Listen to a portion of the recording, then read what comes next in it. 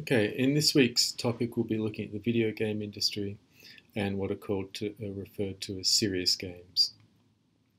In introducing this topic, I want to begin to also introduce you to part of the critique of political economy. And in setting out such a critique, we're looking at a few key factors such as ownership, which is interested in the political economy of institutions. We're interested in control or power, which is interested in the political economy of markets. And we're interested in content, where we're considering the production and consumption of what we refer to in media and communications as texts. And we look here at the production of meaning, something I referred to in the topic on the process model of communication. And then we look at the effect of content on audiences. So there's sort of the broad features of a political economy of media industries. Beginning with the game industry is one of the key features that is quite noticeable, something you might not have heard of before or be aware of, but to the surprise of many, the game industry is larger than film and music industries combined. And it's also no surprise, perhaps, to many of you that Grand Theft Auto 5 and the whole Grand Theft franchise is one of the most successful produced games ever.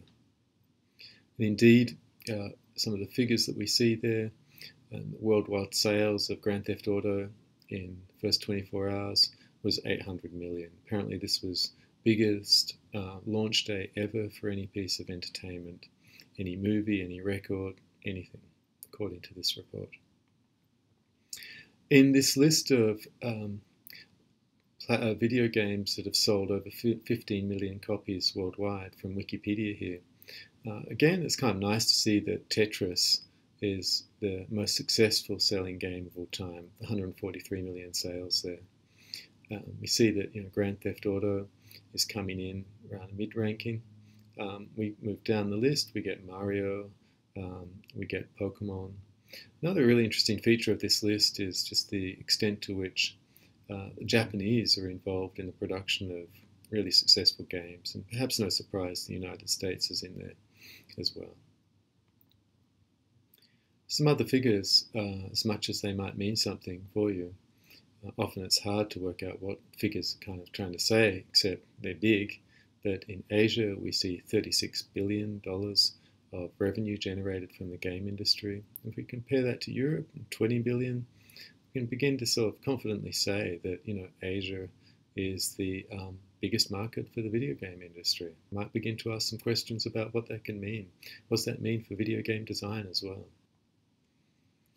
So another feature that's quite special to the game industry is the considerable dependence of free labor of players in the design and development, transformation of video games through a practice called modding, which is about game modification. Some of you might have been involved in this as well, where you're developing patches, maybe cheats, beta testing.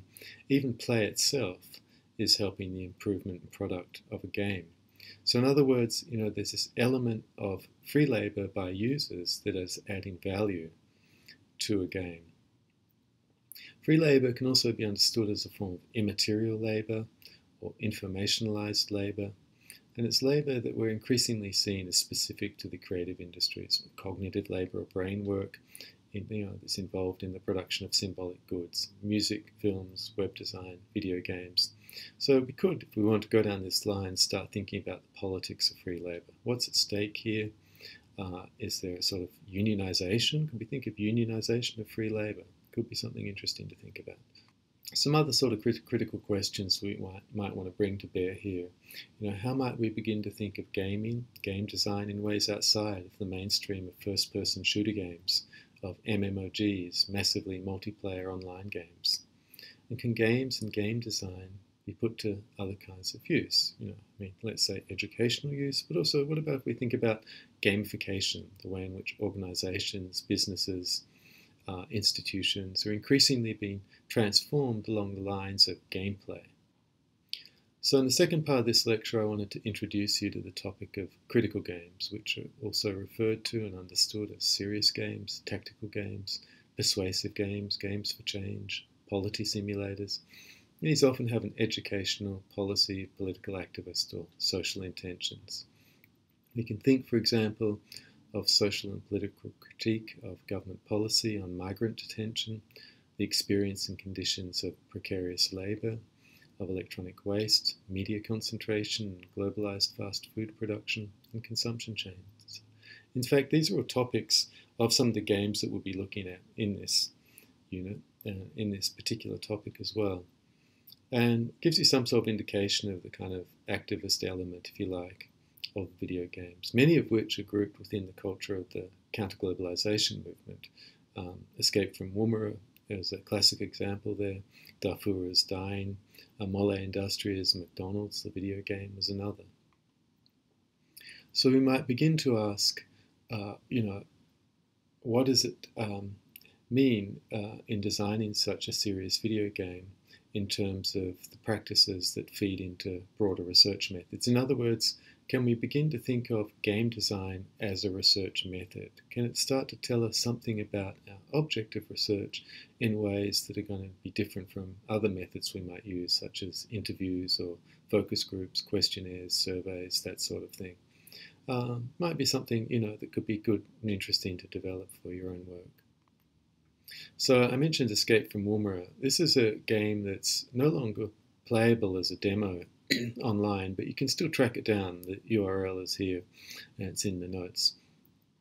And this was a really important game at the time in raising public awareness of the detention centre for migrants in Woomera a few years back, and it brought a global attention to Australia and critique of government policy on this matter, which is quite remarkable then for a video game to achieve that type of success. So we can think then of the video game as a new medium for critical creative expression. Another example, or string of examples, would be the games being produced by the Italian activist outfit Mole Industria. And they're interested in what they call radical games against the dictatorship of entertainment. And the McDonald's game they had was a great example of critique of McDonald's Corporation and the type of supply chain management going on there.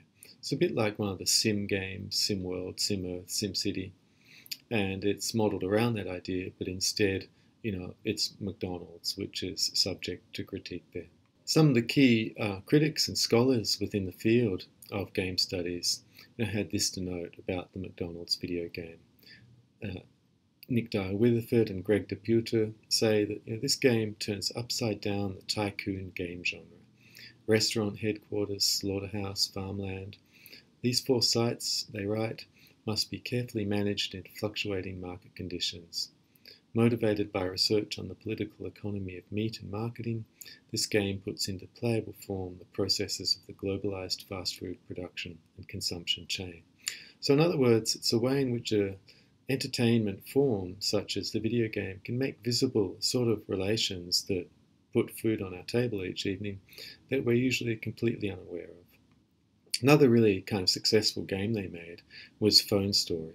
They very carefully decided not to call it iPhone Story, but the story behind Phone Story was that within, I think, 3-4 days of this being available as a game to download from Apple apps, it was brought to the attention of Apple Corporation and banned, taken offline. At that point, it really took off. It's a demo, and it was viewed by millions of viewers and users following having that sort of infamy of being taken off Apple apps. So look, in summary then, for this topic, we can begin to ask how we might start designing a serious video game and how this sort of practice might feed into broader research methods.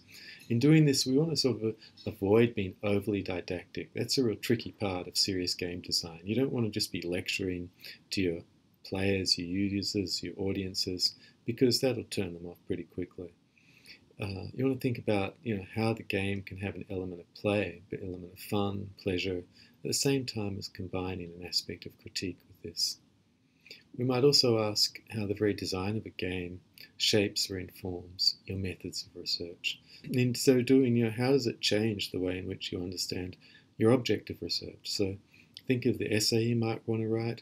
What would it mean if you gamified that essay?